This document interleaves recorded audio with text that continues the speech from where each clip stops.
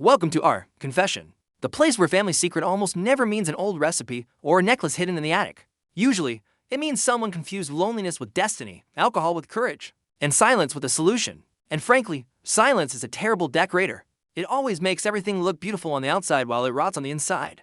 The next Reddit story is about Natalie, a woman who spent 15 years pretending that a mistake could be packed up, tucked away, and forgotten like out-of-season clothes. It couldn't. Mistakes of this kind don't stay in the closet. They learn how to drive, ask for DNA tests at Christmas, and call the wrong person uncle. And before anyone starts with that everyone deserves a second chance speech, sure, they do. The problem is that certain second chances show up dressed as forgiveness, while carrying a gallon of gasoline behind their backs. So, subscribe now and comment below. What was the exact moment this family stopped being a family and turned into an emotional powder keg with a lit candle on top? Natalie was 39 years old and had been married to Cole for 16, on the outside. Her life looked like one of those picture frame photos in the living room meant to convince visitors that a functional family lived there. Beautiful house, a 15-year-old daughter named Ava, a 10-year-old boy named Mason, Sunday dinners, smiles and photos. The kind of life that makes relatives say, "Oh, what a lovely family." With the same confidence as someone looking at a building and concluding the foundation must be great just because the facade was painted. Cole was the kind of man everyone called reliable. Translated into real language, predictable, dry, and emotionally available at the same level as an out-of-order ATM. He paid the bills, mowed the lawn, and was physically present at family events, which to many people is practically sainthood. Except Natalie wasn't stupid. She knew that presence isn't intimacy. A body in the kitchen doesn't mean a partner in the marriage. And then there was Damien. Damien was Cole's older brother, single for most of his adult life, handsome in that annoying way of a man who ages like an expensive whiskey commercial, always tanned, always smiling, always with the right comment at the right time. The mother's favorite, the life of the party at barbecues. The one who picked up his nieces and nephews, brought better wine than everyone else, and made any woman feel listened to, for exactly 10 minutes, long enough to mistake attention for depth. In short, Damien was trouble gift trap. Natalie never truly liked him. She liked the effect he had on a room. And there is a massive difference between those two things. A person can be terrible and still dominate the atmosphere, as if they were sent by some specialized department for charming disasters 15 years earlier. Natalie's life was worse than anyone in that family knew. She and Cole had just lost a baby. It wasn't a dinner table topic, so the family handled it the way families usually handle inconvenient pain, with silence, pie, and a sudden change of subject. Cole, instead of drawing closer, did what many emotionally stunted men do when sadness requires a language they never learned. He disappeared into his own routine. He worked more. He talked less. He slept facing the opposite direction. He became a widower of a tragedy that still had a living wife by his side. Natalie was devastated, exhausted, and starving for any crumb of human warmth that didn't come in the form of "this too shall pass," because "this too shall pass" is a very pretty phrase when spoken by someone who isn't carrying a corpse inside them like a room after a robbery. That summer, the family went to Cole's mother's lake house. An excellent idea, of course. Nothing heals a wounded marriage like forcing emotionally broken people to share a porch with nosy relatives and potato salad in the sun. Natalie almost didn't want to go, but she did. Because women in bad marriages rarely leave slamming doors. They still pack bags, brush their hair, and bring dessert. On the second night, it rained. The others went to bed early. Cole had drunk too much and passed out in the room. Natalie stayed on the back porch listening to the rain hit the dark lake, trying to decide whether to cry or simply dissolve right then and there. Damien appeared with 2 glasses of wine and that insufferably calm face of someone who always seems to arrive in the right scene with the right light. He sat beside her, and for the first time in months, someone didn't try to fix her. He didn't say be strong.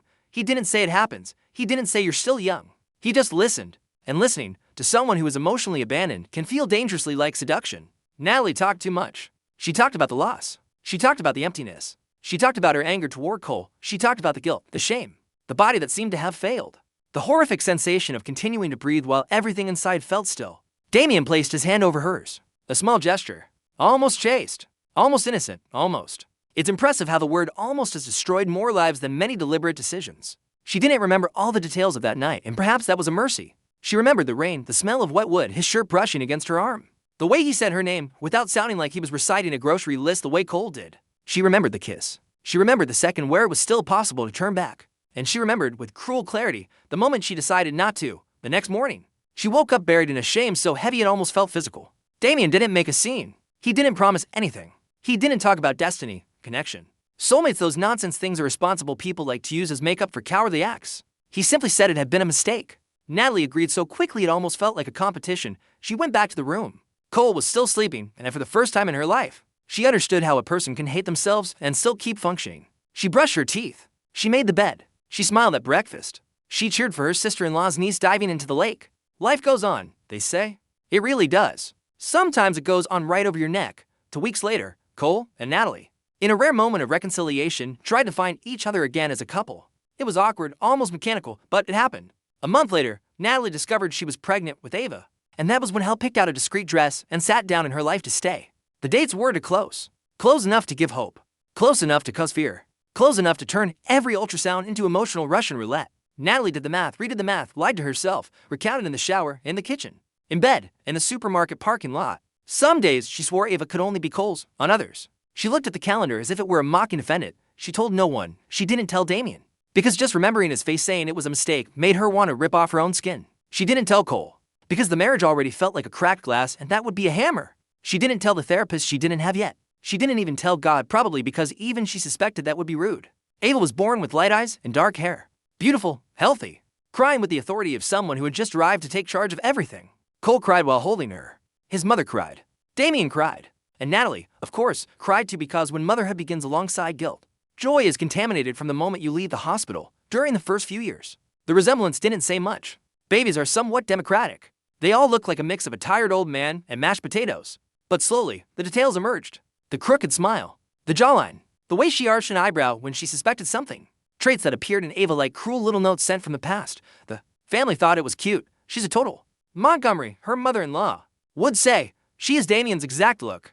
And Aunt would say, laughing, my God, this girl inherited her uncle's charm. Someone else would say, as if they were commenting on table decor. Natalie laughed along. Of course she laughed. What else was she going to do? Feign into the mashed potatoes. The woman spent years perfecting the art of smiling while her nervous system performed acrobatics. Damien, for his part, never asked directly. That was the worst part. There was no confrontation. There was no threat. Just a thin, nauseating layer of possibility. Sometimes he looked at Ava for a second too long. Sometimes he brought gifts that were too well thought out. Sometimes he said things like, she understands me, with an intimacy that made Natalie want to throw a glass at the wall. But he never said anything. The coward preferred the comfort of doubt. Doubt is the luxury penthouse for men who don't want responsibility but love the fantasy of it. Years passed.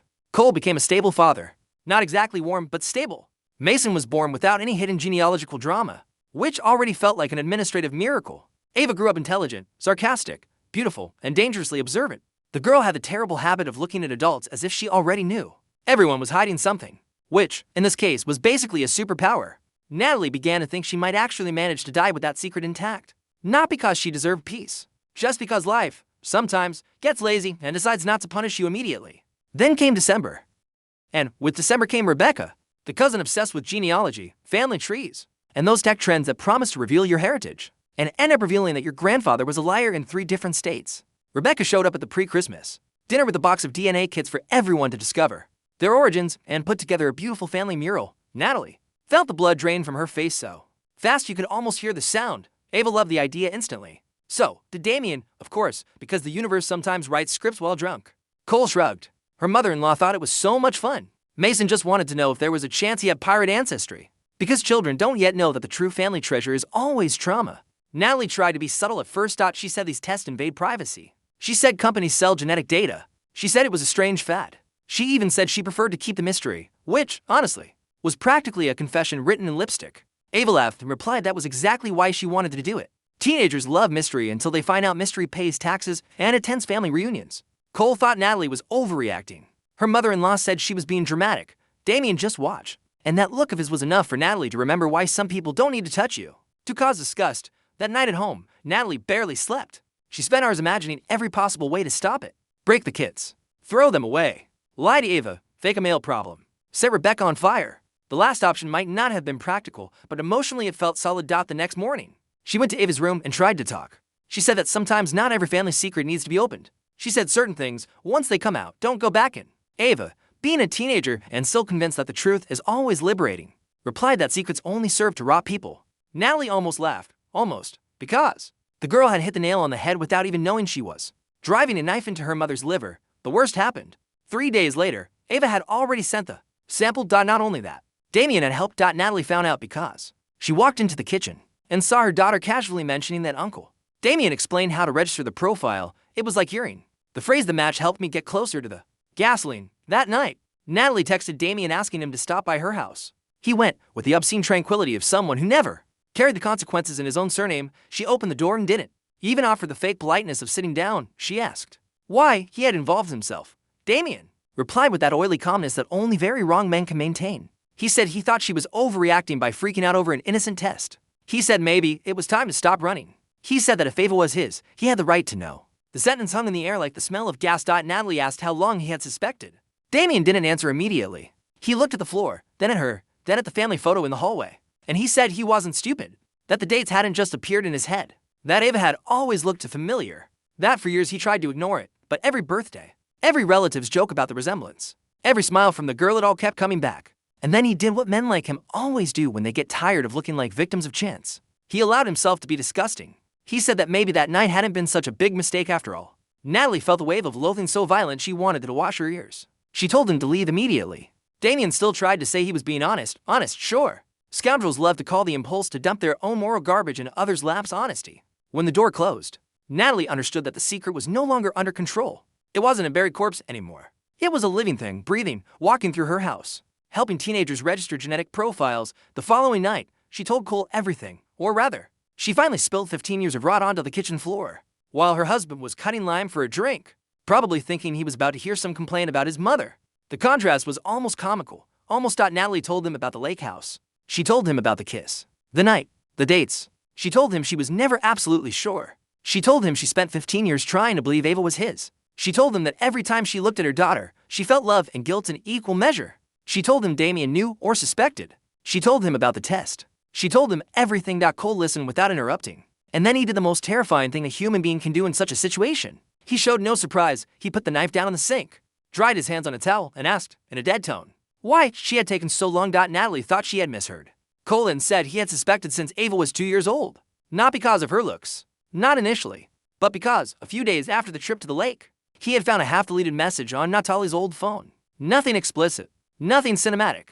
Just Damien writing, "This can't happen again." Cole didn't confront her at the time. He was angry, humiliated, devastated by the loss. And part of him preferred to pretend he had misunderstood. When Ava was born and the girl began to grow, the doubt became a permanent companion. Natalie asked why he never said anything. Cole replied with a cruelty so calm it seemed rehearsed for years, because if he was right, blowing everything up would mean losing Ava. And he wasn't going to hand his daughter over to Damien because of the two of them being stupid.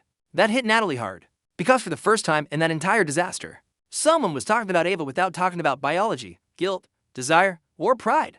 Cole was talking as a father. Wounded, yes. Cold, yes. But a father. Then he added more. He said there was one more thing. Natalie, who had likely already reached the human limit for panic, still felt the floor drop another level. Cole told her that his father, before dying, had left a letter. In it, he confessed that Damien was not his biological son. Their mother had had an affair years prior. The old man knew, stayed in the marriage for convenience, and raised Damien as his son anyway. He only revealed it to Cole at the end of his life, along with the letter and a grotesque plea for silence so as not to destroy the family name. Wonderful. A family based on honor, tradition, and recycled adultery. Almost poetic. If poetry were written with fungus and resentment. Natalie went silent. Cole said he never told anyone because he didn't want to become the next generation of adults, throwing dirt on children. But now, with the test arriving and Damien approaching Ava like a man who finally felt entitled to claim something, he was done. Natalie asked what he would do. Cole replied that he would wait for the results. And if the bomb went off, no one there would have the luxury of silence anymore. Natalie didn't sleep that night, nor the next. The test results took 9 more days to arrive, and each one felt like a bureaucratic penance. Ava commented excitedly about ancestry. Rebecca sent messages in the family group chat asking who had received theirs yet. Her mother-in-law talked about organizing a lunch to open the results together. Because apparently, some people look at a radioactive barrel and think, what a great idea. Together the whole family around this with walnut pie. Natalie thought about running away. She thought about telling Ava first. She thought about disappearing in a roadside gas station and changing her name. But truth, once it gains legs, runs faster than a tired coward. The lunch happened on the Sunday before New Year's. Everyone was there. Rebecca with her gossip archaeologist enthusiasm. Her mother-in-law wearing pearls as if that could cover up decades of idiotic decisions. Damien with his new fiancée, Elise. A woman 10 years younger and still innocent enough to believe that. Charm his character with nice teeth. Cole quiet. Ava excited. Mason bored. Natalie with the feeling of sitting inside her own wake. The results started off light. Ireland, Germany, a French great-great-grandfather, nothing major. Rebecca vibrated as if she had just found a treasure map, when in reality she was just discovering that white people are related to other white people in statistically predictable proportions. Then came Ava's profile. There were a few seconds of silence. Rebecca frowned at the screen. She said there must be a configuration error, because according to the platform, the closest kinship match within the group didn't show up as Damien's niece. It showed up as his daughter. The world didn't end with a bang. It ended with the small sound of someone putting down a fork, Elise looked to Damien first, as if his face could correct genetics by shouting at it. Her mother-in-law went white. Rebecca whispered, "My God," with the horrified joy of someone who had just stumbled upon the perfect gossip. Ava didn't understand immediately. Mason asked what it meant. Cole closed his eyes for a second. Natalie felt her own heart beating so hard it almost felt like an assault. Damien started saying something about an error, an algorithm, a failure, whatever. A scoundrel, when caught, always becomes a software engineer and database expert for minutes. But Cole stood up first, and then, finally, that emotionally frozen man decided to thaw in the most destructive way possible. He said that no one was going to call it a mistake to protect cowardly people ever again. He said Natalie had confessed. He said Damien had known about the possibility for far too long. He said Ava was his daughter and everything that mattered because he was the one who raised her, was present and loved her, even while carrying the doubt. And then, since the family had finally decided to idolize the truth, he pulled the folded copy of his father's letter from his pocket. He read it aloud. Every sentence fell onto the table like a knife. Damien was not the patriarch's biological son. Their mother had betrayed him. The father had known. They had all lived inside a poorly rehearsed play called Respectable Family, while the actual structure was made of lies, pride, and bought silence. The mother-in-law began to cry and say it wasn't like that. The classic defense of exposed people: don't deny it entirely, just deny the tone, the order, the framing, anything that leaves room for some aesthetic dignity. Damien told Cole to shut up. Elise pulled the ring off her finger so fast she looked like she was putting out a fire. Rebecca, by all accounts, reached gossip nirvana, and Ava looked at her mother, then at Damien, then at Cole, the kind of look that ages a person from the inside out in seconds. She asked if it was true. Natalie tried to speak. She couldn't. Her throat simply gave up on her. So she nodded her head yes, crying in that ugly way, without any glamour. Because old guilt doesn't leave the face in a cinematic fashion. It comes off in pieces. Ava didn't scream. That would have been easier. She just stood up, stayed still for a few seconds, breathing like someone trying not to faint from rage, and told Damien not to dare call her his daughter. She said Cole was her father. She told her grandmother to stop crying because this hadn't started with the lunch, and it certainly didn't end with her. And then she turned to Natalie. That was when the sentence came that destroyed the rest. Ava said she always knew there was something rotten, but she never imagined her mother had turned her into a walking secret for 15 years. Then she left. Cole went after her. Not Damien. Not Natalie. Cole. And honestly, that said everything. The rest of the lunch turned into a scene so humiliating that perhaps even hell looked on and thought, wow, everyone calm down. The mother-in-law defending herself. Damien screaming that he had also been a victim of the silence. Elise saying he was disgusting. Rebecca crying and mentally updating her friend group chat. Mason scared, not understanding half of it, but understanding enough. Natalie standing in the middle of the room, realizing in real time that there is a monstrous difference between wanting to confess and deserving forgiveness. That night, Ava wouldn't speak to Natalie, nor the next, nor the one after that. Cole took both children to his sister's house for a few days. Natalie stayed alone in her own home, surrounded by photos that now looked like evidence of a long-term crime. The house felt larger, colder, almost hostile. It's curious how silence changes texture when it finally stops protecting and starts accusing.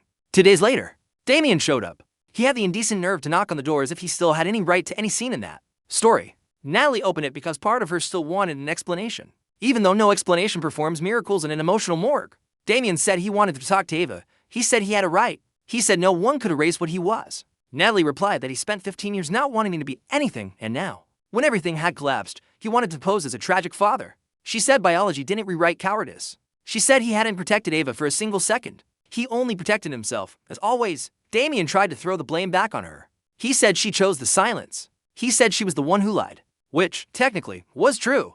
Misery never comes pure.